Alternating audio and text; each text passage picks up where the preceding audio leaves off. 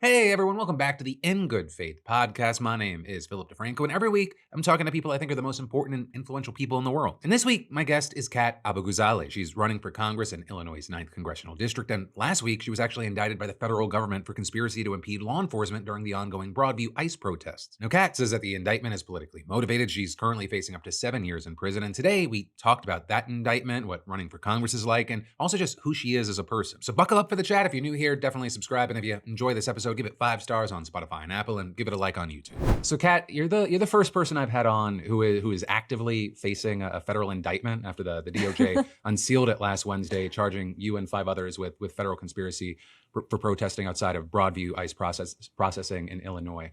Now, I know you can't go into the specifics of the alleged incident, but can you talk about why you were there, why you were protesting? Yeah, absolutely. Chicago has been under a terror campaign by ICE. And you might have seen a video a couple weeks ago of an ICE agent throwing a little blonde woman to the ground. That small blonde woman was me. I say small because I'm 5 feet tall. And that was something that people pointed out over and over again. And it really resonated with people because, well, they're not supposed to attack white or white passing folks. And while it hurt a lot, that was the 3rd time an agent has done it.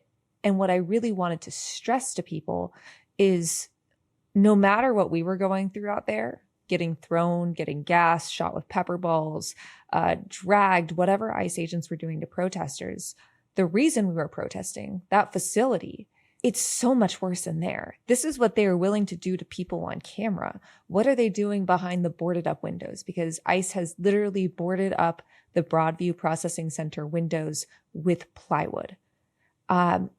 We have heard months ago, we heard about people being denied beds, people sleeping on concrete, grandmothers and pregnant women, dozens of men in a single cell, no access to hygienic facilities, no hot meals, being held for days or weeks at a time, despite, because it's a processing center, only being supposed to be held for 12 hours at a time. And now it's apparently gotten worse.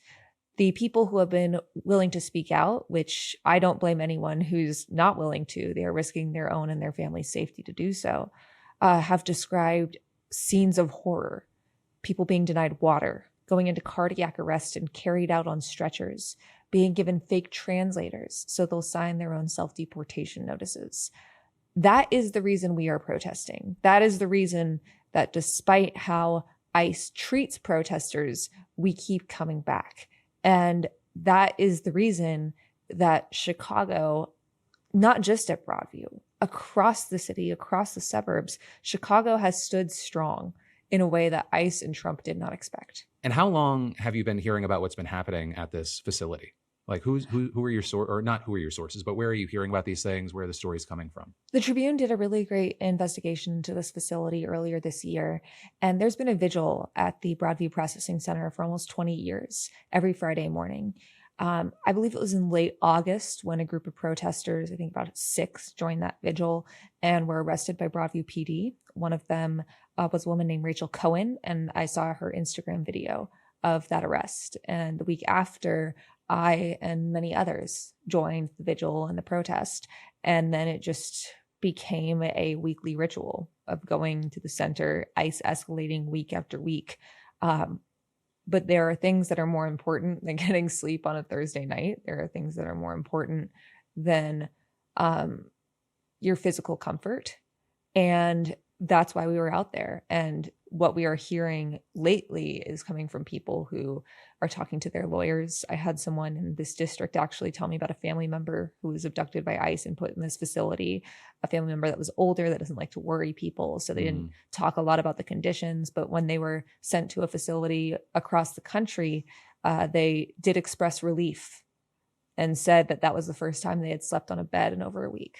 And do you feel like, to a certain degree, obviously this is such a standout moment, but do you feel like you're being specifically targeted in a way, whether it's because you're running or because of your background? Yeah, this is a political prosecution, plain and simple.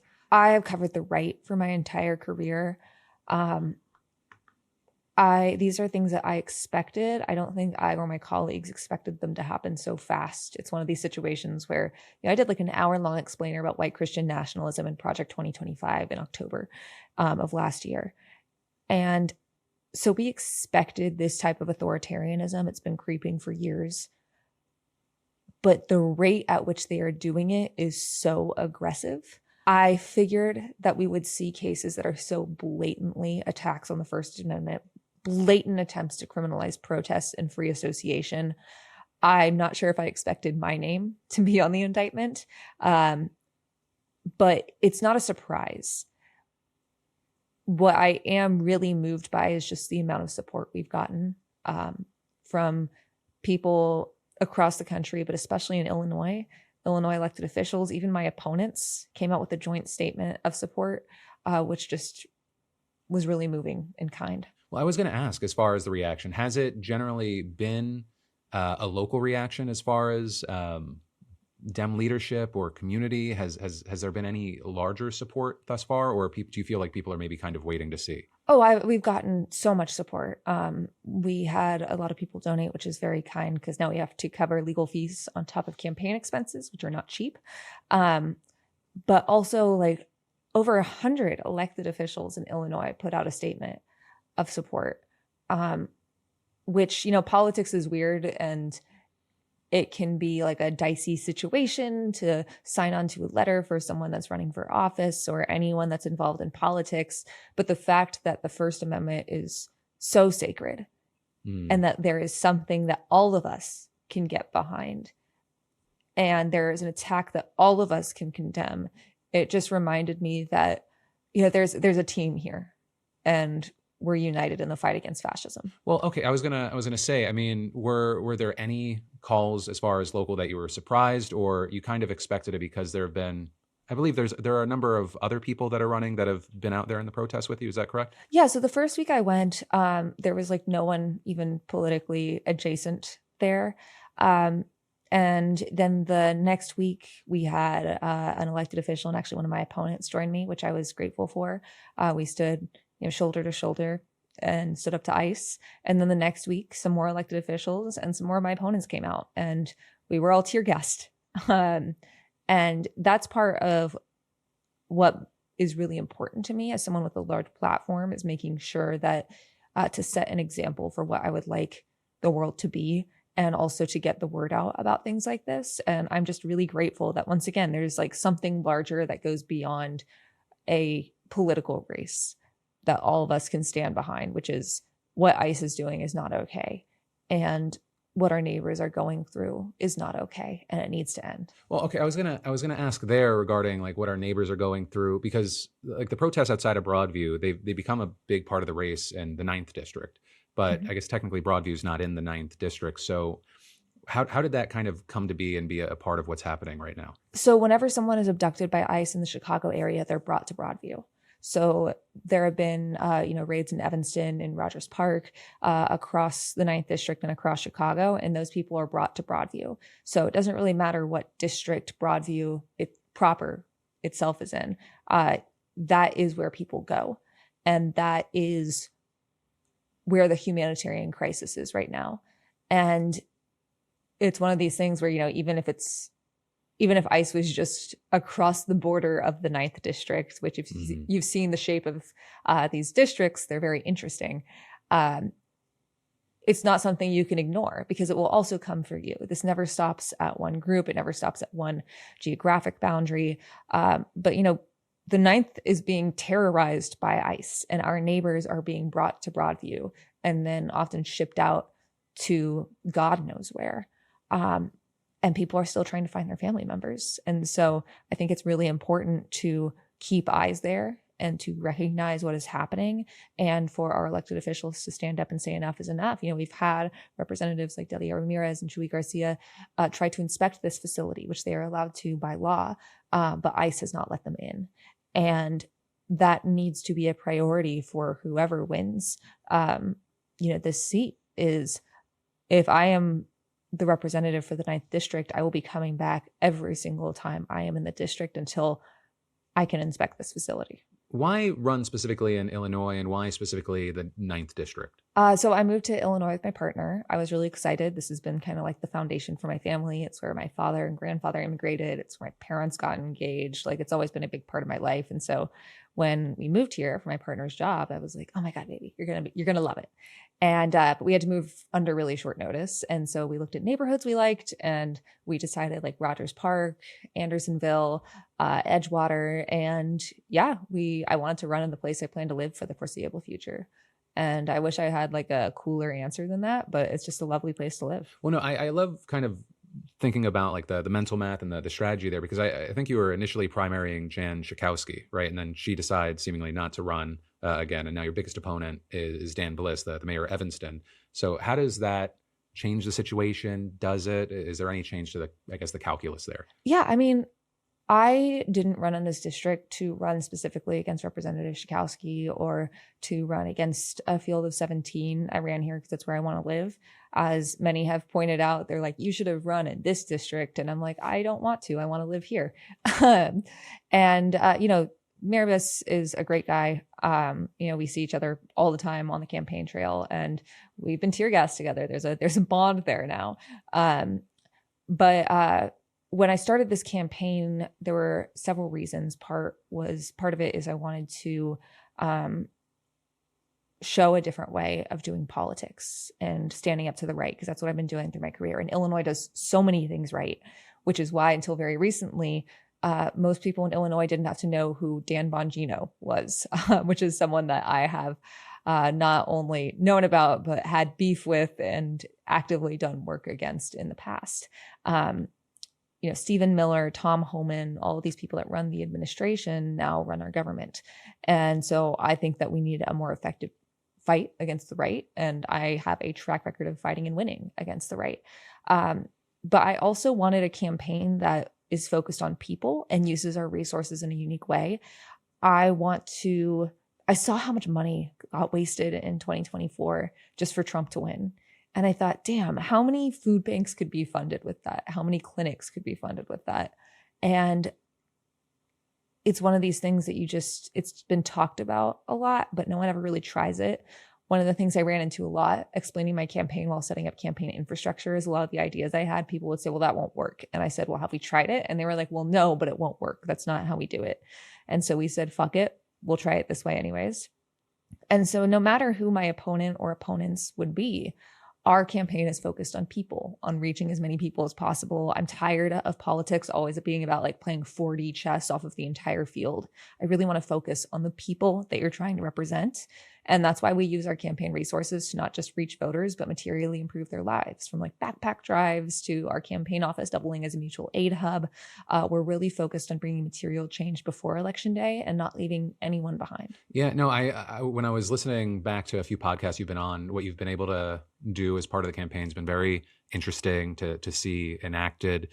Also, I mean, recently I've been getting more involved in local town halls, and to your point, what can you do that's not just I stand against Trump seems to be such a big aspect of like, what are you actually going to do for us? And so it's great to see that.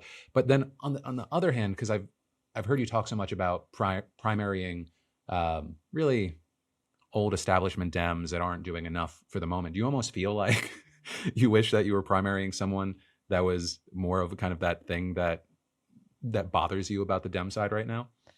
Not really. I mean, No? Representative Schakowsky has been a progressive force for years.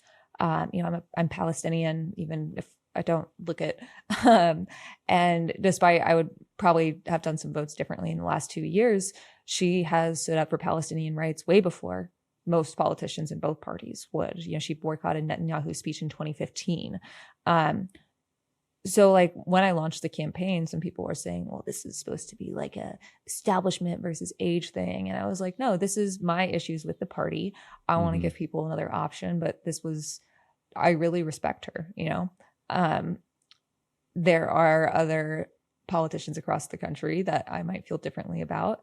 But I really wanted to make this I really tried to make this campaign positive in a way, like negative against the right. But we have 17 candidates in my race, and there are a lot of people that want to do good, and we all have different approaches for doing it. And I think we're really lucky to have this situation in the ninth. And I really want to focus it on what I would like the world to be. rather Mm-hmm. than how I want to fight a specific person or persons. Well, it's I guess it's less about specific persons, and it's more how I feel like, there's been a constant criticism of Hakeem Jeffries, constant criticism of Chuck Schumer as far as what Dem leadership has done. And so, I mean, in that way of being able to more directly oppose it in a primary, because more and more Democrats want the establishment to be primaried right now because they're not Yeah. happy with what they've seen. Absolutely. And I mean, I think that it's kind of cool being in such a deep blue district because we can have these conversations more honestly and openly. And I think that the things that distinguish me from the rest of my field, as much as I respect my opponents, I'm the one with a track record of fighting and winning against the right. I am the grassroots candidate in my race. I am the only candidate to have 75% of my money come from small dollar donations. I'm not taking money from billionaires or corporate PACs or Republican funded PACs like APAC. And we are using our resources in a new way. I'm the only candidate out here doing punk shows and comedy shows and knitting circles and live streams. I mean, right before we logged on, I told you that I was 15 minutes late because the night before we did our Hot Ones live stream with the 32 hot sauces we have in the campaign office. And I ended up eating a pint and a half of ice cream for the last 3. And so I had a stomach ache until like 2 a.m. But we're not doing call time. We're not calling rich people all the time. We are connecting with people on the ground and online. Yeah. And so this is going to be kind of the last question regarding kind of the now before I want to get a little more into your background and your history, but I'd be remiss if I didn't ask. So you recently did an interview with Tara Palmeri, where it looks like you ended the interview early. The rights jumped on this in an attempt to say it shows that you can't handle the heat, that you're running away from the situation. Tara even wrote on her Substack, for all her wit and energy, if she wants to be a public servant, she'll have to handle tough questions, not walk away from them.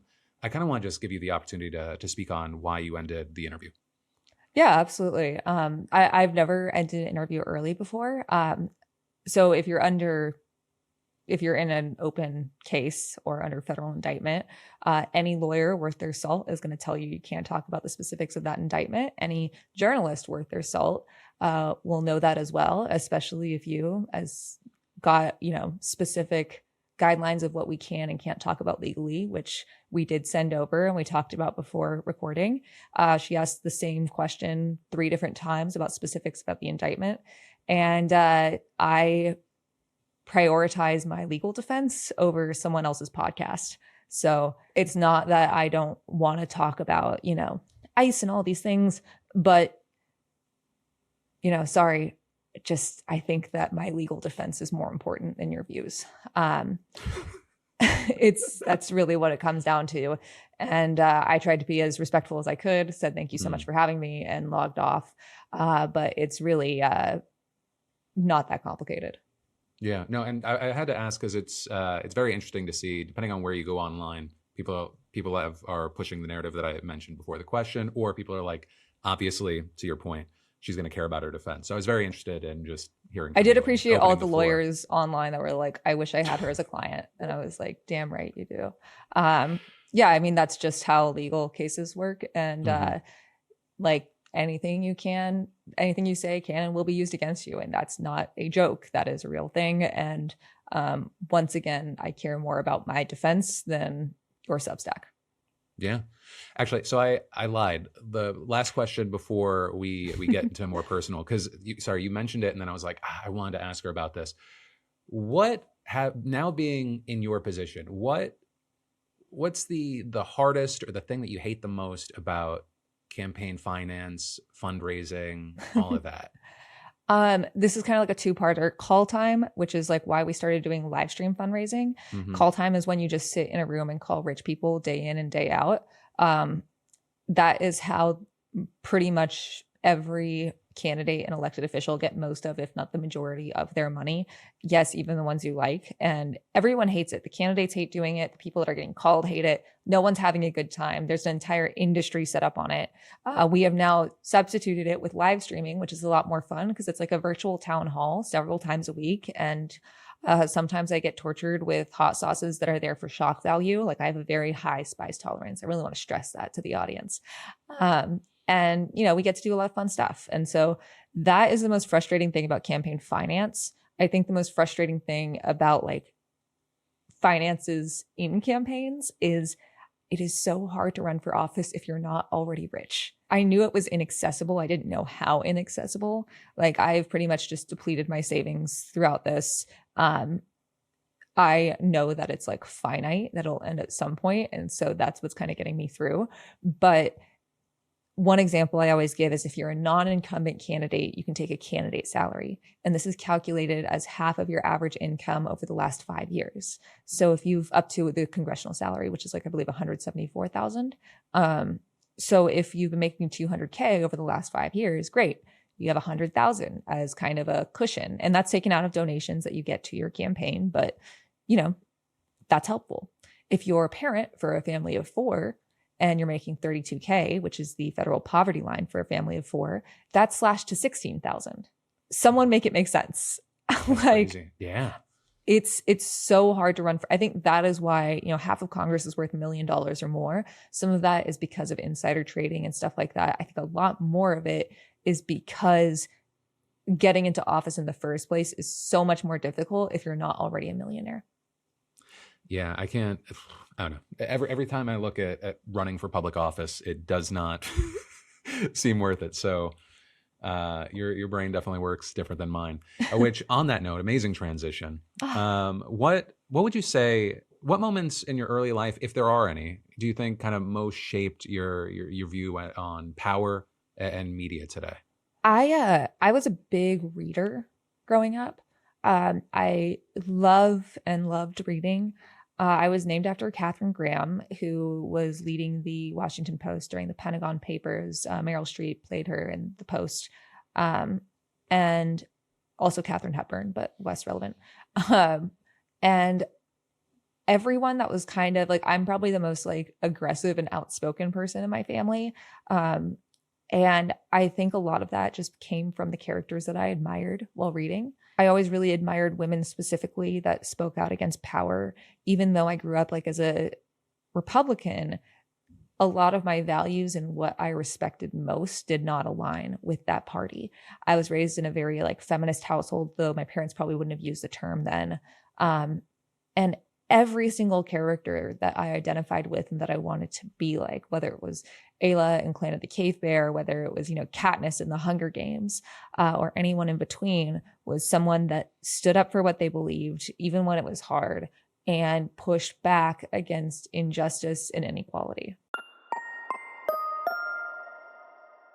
And then I'll get you back to the podcast in just a minute, but let me take a minute to say, credit card companies, they love you. Or I guess they love your money. Because the second you're late, boom, fee. It's like dating someone who charges you for texting back slow. And every minimum payment, it's just another way to keep you on the hook forever. But here's the good news. PDS Debt helps regular people break free. They've already helped hundreds of thousands cut debt, stop the harassing calls, and actually keep their own money. Credit cards, personal loans, medical bills, PDS Debt has custom options for all of it. This isn't a one-size-fits-all gimmick. They actually look at your unique situation and create a plan designed for you. No minimum credit score, no schemes, just real solutions that work. That's why PDS Debt is A+ rated by the BBB, has thousands of 5-star reviews on Google, and holds a 5-star Trustpilot rating. The translation, people trust them because they actually deliver results. It's your money, it's your future. I mean, why let banks keep writing the rules when you could be on your way to being debt-free in less time than it takes to scroll TikTok? And you're just 30 seconds away from starting that journey to get debt-free. Go get your free assessment and find the best option for you right now at pdsdebt.com/DeFranco. It's pdsdebt.com/DeFranco.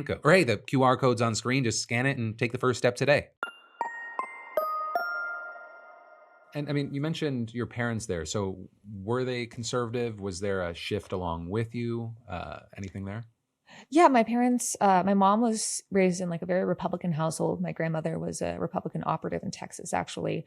I have had people be like, she would be so proud of you. And I'm like, I don't know if that's true. I think maybe in the way that like in a movie, a sheriff and like someone in the county jail have like a mutual understanding of each other.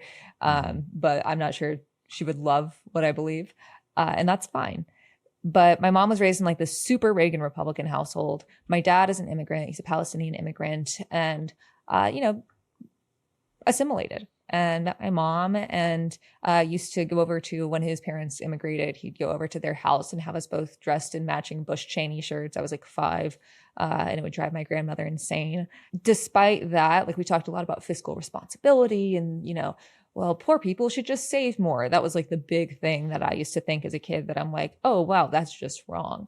But like, a lot of our views didn't really match this party. At no point growing up did I feel like I couldn't do something because I was a girl. We didn't talk about the fact we were Arab because it's post 9/11 Texas. But, that was still part of my life. And when I moved to Tucson, when I was like 15, we moved to Tucson, and it's much less segregated by income than Dallas is. And I had friends who were much smarter and more talented than me, who couldn't afford to go to college even with a full ride, because they either had to help take care of their families, they couldn't afford books, a bunch of different reasons. And I often say, talking about people in a bubble of right-wing misinformation, you just kind of need that one puncture to make people start genuinely questioning. And that was my puncture, because I was like, maybe Ronald Reagan isn't right about anything. I had this friend who would have been an incredible doctor who still isn't, because she couldn't afford to go to college, much less medical school. And then Trump announces run for president, and we did not like him at all. Oh my God. My parents and I were like, maybe Marco Rubio is the answer, which ridiculous. And, by the election, I was 17, so I couldn't vote, but I did some canvassing for Hillary. I, did voter registration drives. My parents voted for her. I don't think they've voted Republican since. And, now they're both pretty progressive. My mom especially, they're very proud of me. My dad downloaded TikTok so he could see our campaign videos like when they come out, which is very sweet. So yeah, we've all kind of had this evolution together. So do you feel like when you said, the poor people just need to save more, and then you realized, oh, that's wrong, was it specifically once you got into those other situations and you got around, or you were in a more diverse setting, that's where it clicked? Or there was something beforehand that maybe you were consuming or got the wheels moving? That's a really good question. No one's ever asked me that. I think that's also part of it. I was really active on Tumblr, like especially pre-Yahoo sale. And that was like my first exposure to kind of like the idea of feminism, capital F. And I was like, wait, that's what I believe. But I've been told by Fox News that that's wrong. Like, I see them complain about feminists. Glenn Beck complains about feminists. How could this be real? And so I think that kind of primed me for that point. But like, my parents made an effort to have us travel and like experience different cultures. A big part of my life is food. And so we always that was a priority. We don't just go to specific restaurants. We try to find like holes in the wall wherever we're traveling. So like, I had seen poverty, but I had never really had people in my life who were profoundly in poverty that were like close friends of mine. And that, I think, it's like how the best way to fight transphobia is meeting a trans person. People that have a lot of anti-Palestinian sentiment, when they meet me, they'll be like, I didn't know Palestinians could be like you. And it's like, yes, we can have blue eyes and dye our hair blonde, but like, we'll come back to that. Like, you're on the right track.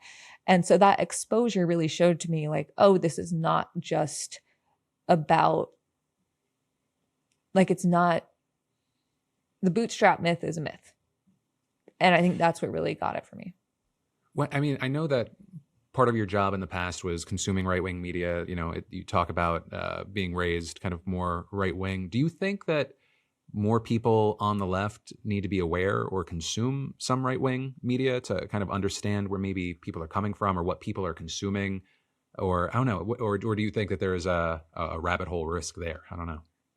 Yeah, I mean, I think that there are kind of like two different sections of people here. And there are just people that will be bigoted and stuck no matter what. And that's a very small percentage of the population. There are a lot more people that are ignorant because they have been, like, the system is set up to keep them in a bubble of misinformation created by billionaires like Rupert Murdoch. And what I often say about ignorance is the effects are incredibly negative, but its existence is completely value neutral. You don't know what you don't know. One example that I like to give is Killers of the Flower Moon. I grew up in Texas. I camped out in Oklahoma. I had no idea about the Osage murders until I read that book, watched that movie. And there's no way for me to have found out about that unless I was exposed to it in school or someone told me about it and I looked it up. Otherwise, it just doesn't exist. How would I have known? And so when it comes to right-wing media, this is a big problem with Democratic leadership in particular. A lot of people talk about communications, and there is an illiteracy of new media in the Democratic Party. But there is an illiteracy in the right. And I and my colleagues in the disinformation reporting space have spent a lot of time trying to convey this to the Democratic Party. We told them about January 6th before it happened. We told them about COVID misinformation. We told them about where the DEI, CRT, anti-trans panic would lead us, and they ignored it. I did a very long training with a staff of a major Senate. I think I've said it before. Yeah, I did a very long training with Chuck Schumer's staff about how to use Fox News as a weapon. And then everything I said was ignored. And that's the thing that really frustrates me is if you want to know what's going to be on the House floor on Tuesday, you have to know what is being said in right-wing media on Friday. If you want to know what arguments are in good faith, you need to know which ones are made in bad faith. You need to understand conspiracy theories. You need to understand what people are being subjected to so that way they'll be afraid, because fear is the most primal human emotion. And when you're scared, you can sway people to do whatever you want. You can say, this group is the reason that your needs aren't being met. This group is the reason you're scared. Republicans are playing communications on easy mode. They make you scared. That is why it's really important for us to not only know what they're trying to make people scared of, because mockery helps, being like, it's not really that scary, of leaders, not just people in general. And also like explanations, but not really long, wordy explanations. Just be like, hey, this is a trans person. They're normal. This is, someone in your community. But also being able to preempt the threats that they put on the House floor, on the Senate floor, what they try to push in the media, and then create an agenda that is about more than just words. We have to put actions behind it. We have to put our resources behind meeting people's material needs and filling in the gaps Trump creates, because actions will always speak louder than words. So when you're talking about weaponizing Fox News, it sounds largely of it being pre-production or information gathering rather than maybe throwing a Pete Buttigieg on, or do you think it's, two different fronts, same kind of battle? It's definitely the former. There are very few Democrats that I would encourage to go on Fox News. And the ones that have done well are usually people that have been kind of like submerged in that right-wing media slop and understand what's going on here. The one example from when I covered Tucker Carlson is there was this right-wing conspiracy theory that the IRS was bringing on 80,000 agents to audit you at gunpoint. In reality, a lot of the IRS employment was aging out of the workforce. And so 80,000 employees were going to be brought in over, I believe, 10 or 20 years. And very few of those would be special agents. I can't remember exactly where the conspiracy theory came from, but Matt Gaetz was pushing it. And on Tucker Carlson, this is why Jesse Waters will never be Tucker. Tucker really understood how to plant these seeds. Jesse will say something that is insane and would be the biggest story of the century and then just never mention it again. So Tucker brought Matt Gaetz on a Friday at the very end of the show to kind of just drop this seed. Then on Monday, he brought it up again in the C block. And then on Tuesday, he made the entire A block about it. So it was a long period of time talking about, is it true these IRS agents are going to come to your house with guns to audit you for your taxes for George Soros or whatever the fuck that they're trying to imply? And then he kept doing that, just bringing it up again and again, clockwork oranging the audience. And the Republicans that would watch this, the Republican representatives that would watch this, because they're all trying to jockey for a spot on his show, to the point that they brought it up on the House floor a week later. Like, that is the type of stuff. And then you had some Democrats that were like, not really sure where this came from and kind of bewildered, which understandable. That's an insane thing to say. And then even some that were like, we need to look into this. We don't need to look into this because it's just patently false. This goes kind of so beyond the moment, but I just, because I have you on, I have to ask, do you think going into 2028, the bigger power player is Tucker Carlson or JD Vance? Ooh, really good question. Everything is in such flux that I'm not really sure. We could have a totally different Congress in 2027. Things will be different no matter what. One thing I will say is unlike Trump, JD Vance is incapable of creating like a cult of personality. He just has no riz. He's like whatever the opposite of riz is. And people speculated that Tucker would run for president. I'm not sure that's the case because he's kind of lazy. And I don't think he would want to run for president. I think riz-wise, Tucker Carlson. I think if he has the billionaires that puppeteer him, JD Vance, if they do it effectively enough, JD Vance. But I'm not totally sure. I mean, just watching the way both move and things that have happened in the last 2 weeks, it seems like they're both figuring out how to navigate and bring a party that does have like a 70-30 divide. That I know that you kind of talked about the more bigoted aspects of the party are smaller, but it seems like JD Vance has been taking more and more shots, at least online. I don't know how real X is compared to the real world, but I don't know. I constantly look at how those two navigate, and especially given your history, I wondered if you thought, oh no, one was a shoe-in, but it sounds like definitely more in flux. Yeah, I mean, JD Vance just has no riz. It's crazy how little riz he has. The Halloween thing didn't do it for his audience, you don't think? Yeah, I don't think so. He's just like, he's so cringe. It's crazy. And the one thing that like Tucker might run for president, but like he is lazy. Like anyone that's watched him for a living can tell you he's lazy. I don't think he wants to put in the work to become president. I can say as someone campaigning for a House seat, it is a lot of work. I can't even imagine what a presidential run is like. You don't think the allure of power, because he has power in his own different way, it's fine? Yeah, but you still gotta like do a bunch of stuff. Like it's like, even though you're trying to get the power, you still gotta like go to Iowa, you gotta go to all these states, you gotta do all these rallies, you gotta do all these interviews. And even if he just does it with people he likes and focuses more online than anything else, like it's just I think you're accidentally humanizing him for me, because I'm like, I am also lazy. Look, I don't think it has to, like, I think that is a very human feeling to be like running for president. It seems insane. I wanted to be the first female Republican president of the United States when I was like 7. And then I realized that you have to like kind of be a sociopath to even get in a position to run for president and be like, I should run the country. I think we're at a place where the voting body understands you either have to be the biggest idealist or a sociopath. And I think people are fine. That's exactly what it is. If you're not a sociopath, you have to be like, you have to be so sure about your ideals. It's crazy. Yeah, because I have my own opinions. And I love that. I like people that care about their ideals. Yeah, but I mean, I have my own opinions on candidates, but my favorite thing is to just watch how things evolve, where you looked at, for example, I think you have feelings about him, but looking at Gavin Newsom and going, wow, that guy had horrible polling nationally.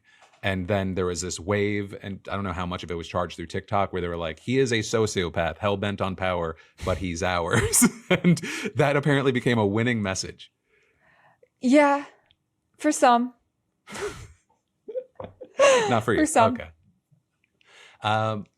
So actually, I mean, coming from a place of, having not only this been your job, but just being in the content creator ecosystem, how much of the equation is, I have all of this stuff online. I'm not wording this great, but you have this huge backlog compared to, someone running 10 years ago. We're seeing more and more controversies for new candidates. It's going to be very interesting to see how much people care or don't care. I mean, how much of that kind of goes into you thinking about running and going, screw it, I'm going to do it anyway? Yeah, it's really hard to make me ashamed of myself. I have the right loves to post this picture that's on my public Instagram of like me bartending, being goofy with my friends. And I'm wearing like, it's after a long shift. I'm wearing like fishnets and sitting on the cooler. And they're like, look at how embarrassing this is. And it's like, bro, it's on my public Instagram. Like it's still there. You can, if you're listening to this, you can just check it out right now.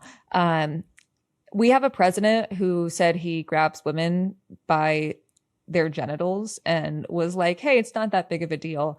Like pictures of me goofing off in college or bartending, I just don't care. And I think that's a big thing, is like we always feel like is like the Democratic Party often tries to treat any criticism as like valid. And sometimes it's just not. Well, the way that I've seen that largely playing out now is it feels like that photo has like become part of the idea of fascism scared of this 5'1" Zoomer, right? It feels like that photo has been associated. Yeah. So it feels like it's Portland Frog-esque to a certain degree is what it No, feels like. genuinely. Like Yeah. that's a huge part of fighting the right that I've tried to stress to people was like, oh, they're trying to like embarrass you. What if you just weren't embarrassed? What if like I remember someone posting that picture right when I ran and they were like, this whore wants everyone to have free childcare. And I was like, oh no, don't show everyone that I had like a working class job and think like you deserve basic human rights. Yeah, I mean, it's like I'm very open. There's so much of myself online, and that's totally fine. I remember people trying to jump on this thing where I'm in this Charizard onesie, and because the pandemic happened soon after that, these count as my college senior pictures. And then we just fundraised. I was like, if you want to see a congresswoman in a Charizard onesie, like donate here. And we raised like $7,000 off of that.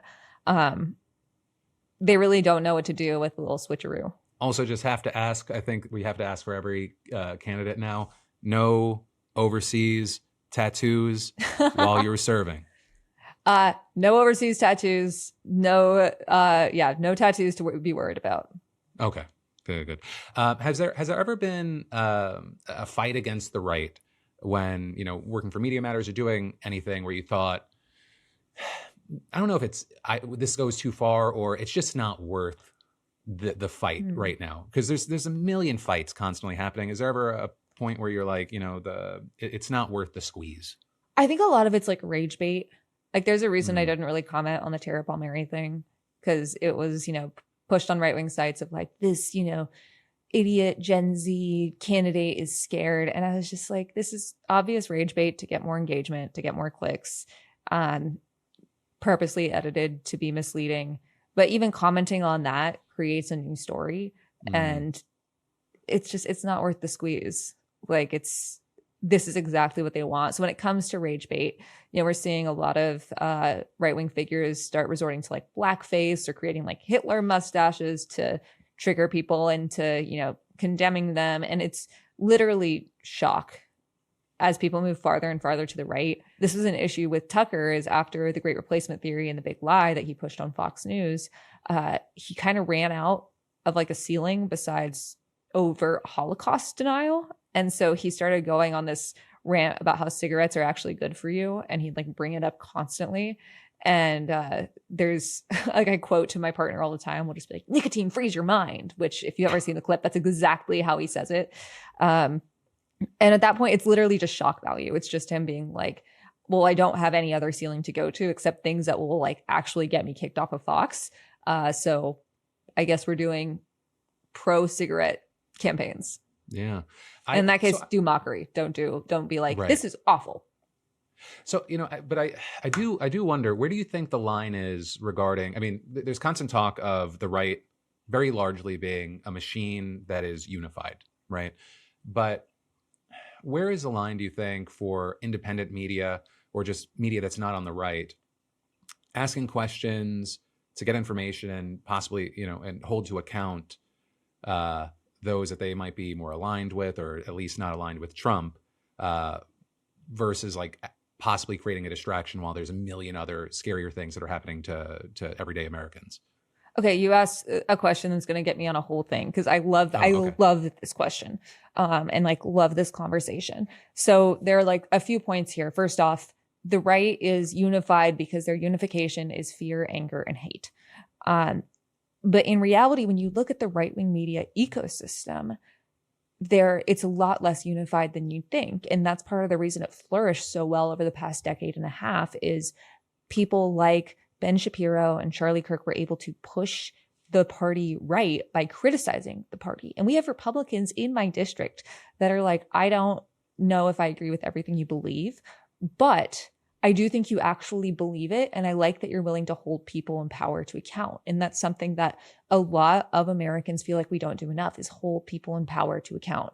And so when you have, whether it's in good faith or bad faith, when you have people on the same team saying, hey, I don't like this, we should do this instead, if that is accepted to be an actual, not just strategy, but a moral imperative, then the party has more legitimacy. And so for people that already felt that way, the party gained legitimacy. And for people who didn't feel that way, but were maybe, conserva curious, it was like, oh, well, they're at least willing to question that. The Democratic Party has not done that. I was one of the credentialed creators at the DNC, and it became very obvious to me immediately that I was the token Palestinian, and that anyone who wanted to have any kind of honest conversation, even to, get to a good place, we're more ideologically aligned, you were denied access. I requested interviews with surrogates to have just a very honest conversation about Palestine, not as a gotcha, but because as a Palestinian person, I know nothing would be more convincing to my family than honestly talking about this. And none of my requests were sent in according to those surrogates. The most democratic thing you can do, in my opinion, big D and small d, is hold your team accountable. And that's why I want people to do the same for me. When people are like, I'm sorry, I was skeptical before, or they just come up to me and they're like, I'm skeptical of you now. I think that's good. You should be skeptical of people that are, by running for office, they are inherently asking for power. But the big thing here is the left isn't a mess because of infighting. The left is a mess because one side keeps trying to push to the right and then punish the people that want to bring the center back to where it should be, where everyone can afford housing, groceries, and healthcare with money left over, where everyone has equal rights, and where billionaires and corporations are also held accountable. I do think the Supreme Court, for instance, I've had people kind of, not love this answer, but I do think that should be a truly neutral body. Ideally, I'd like to see rotating justices. But as far as politics, if we're going to have two parties, and I would like there to be more, I like what, Working Families Party is doing with kind of a Venn diagram and cross endorsements. I think that's a great way to get more power built. But if we're going to have two parties, they can't just be one party that is very clear in what it is, and that's fear and anger and hate, and one party that's trying to be a light version of the first one. And if we want to gain the trust of the American people as a Democratic Party, we need to do two things. We need to be willing to hold the party accountable. We got a taste of this when Joe Biden was replaced by Kamala Harris, and there was 3 weeks where it felt like she was going to be a change candidate. And then you had James Carville come on board, and then it just went downhill. And we need to be putting actions over words, using that money for the food banks and clinics I was talking about earlier. We need to be doing something, and we need to be holding each other accountable and taking the right lessons from shit. This party is so bad at taking the lessons you need. The lessons, for instance, of young men not voting for Democrats. It's not because we're not sexist enough. Young men want the same thing as everyone else. They want to have safe and happy lives for themselves and their loved ones. But society has been built, and Steve Bannon capitalized on this in the early 2010s on telling them, punishing them for being vulnerable, telling them their only value is their productivity, taking away the very things that would allow them to have that value of productivity, being able to buy a house, being able to start a family, all of these things, and then telling them that it's actually not their fault. It's the fault of women and minorities and the woke left. And the right capitalized on that early, and that's why it's been effective. But at our campaign, we have tons of young men that volunteer for us. One example I love to give on this is I asked people in our Discord, I was like, does anyone want to help us build some shelves? And we had 8 dudes show up, and they didn't even talk to me except for a second, and they just built shelves for 2 hours. And it was just a safe place for them to exist. There were third spaces.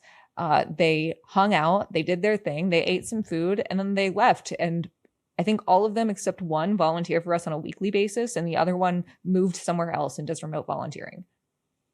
So there's 2 questions that I want to Thank you for letting me rant. No, I love it. No, there's 2 questions I want to hit on. The last thing, because it was one of the last things you touched on, I'll get to first. And that is, okay, so this immediately after the election, a lot of people talked about this. It's died down, but once the election gets closer, it's going to come back. Do you have any mindset of how you get the young male voter? A lot of people threw out, there were all these think pieces after the election. But to your point, you kind of mentioned a way that the right was able to grab them, but is there a way to scoop back those people? I mean, I know that polling has shown some of the, the first year hasn't been the most popular among young Trump voters, but do you have any thoughts there? As material conditions worsen for people, fascism is antithetical to the human condition. Fear will eventually always be outweighed by anger and pain. So those material harms will be felt and push people to look for another option. But I think the best thing you can do is be authentic and genuine in your values. Everyone, including young men, want leaders that actually believe in something. And also go to where these demographics are. Stop counting on these votes or trying to manipulate them into voting for you. So for instance, we organize all of our volunteers on Discord, which is a fantastic way to reach young people. But we have 80-year-olds in our Discord that actively use it. We have events that people actually want to go to. It's not just the same cocktail hours over and over again with the same 20 people in there and some elected officials and some supporters. We make sure everything is accessible. So we've done punk shows, we've done comedy shows, we've done knitting circles, we've done board game nights. We try to make the way the campaign functions something that makes people actually want to get involved. And I think that is, especially since COVID has made us even more isolated, which we already were. We live in a country where the only places you can exist without spending money are parks and libraries. But making politics a team sport where everyone wants to be involved doesn't just help you reach young men, it helps you reach everyone.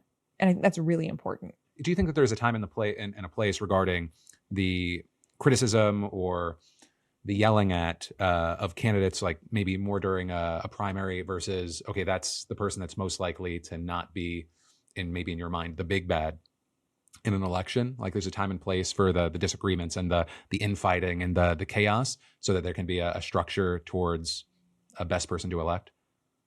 I mean, there's nuance in everything. I think that something that never works, though, is yelling at people for trying to hold leaders accountable. We saw this a lot in 2024 about a variety of different issues, trans rights, of course, Palestine. There were a lot of people that, in the Arab community, but also the anti-war community, people that were seeing their tax dollars, that were struggling and their tax dollars going to bombing civilians, that were like, what is going on to the Democratic Party? And then they were told to shut up and vote. And, I voted for Kamala Harris, but there were lots of people who didn't in my family. And I'm not sure I can blame them for that. And afterwards, they were told, either you ruined the election, you cost us the election, in which case that is a large enough demographic that you should have listened to them at least a little bit, or we would have, we would have won this election without you, which means that they were too small to impact the effects of the election. So which is it? And it's like this idea where if Democrats aren't in power, you can't criticize them because we have to make sure that we can get power again. And then if we are in power, it's like, well, we're in power, we don't want to lose it, so you can't criticize us. So when do we make the party better? Because it doesn't seem like there's an option between those two. There's a lot of talk of like waiting in line. It's this person's turn to run for office. We don't have to do this. You don't have to wait in line. This is a democracy, or at least it's supposed to be. No one should be anointed to a seat. And if you really think you can make things better, run the first chance you get. Do it the first chance you get. Don't wait years, don't wait decades for a position that you think you are owed, because you're not. Elections are when people get hired and fired. This is a job interview. Treat it like one. And Kat, as we're winding these things down, or winding this interview down, I want to ask kind of a more general thing, because I love that statement there. But if you could say anything to the American people, what would you say? Whether it's about the country, the world, I'd love to hear. It doesn't have to be like this. We deserve good things. We're taught that we don't in America, that struggle is a value, a virtue, and it's not. We're the richest country in the world. We can have better lives. Everyone can afford housing, groceries, and healthcare with money left over to save and spend. Everyone can have equal rights. This is not a zero-sum game, but billionaires are trying to convince you that it is. You are not a means for Elon Musk's profit. You are not a means for Trump to have gilded ballrooms.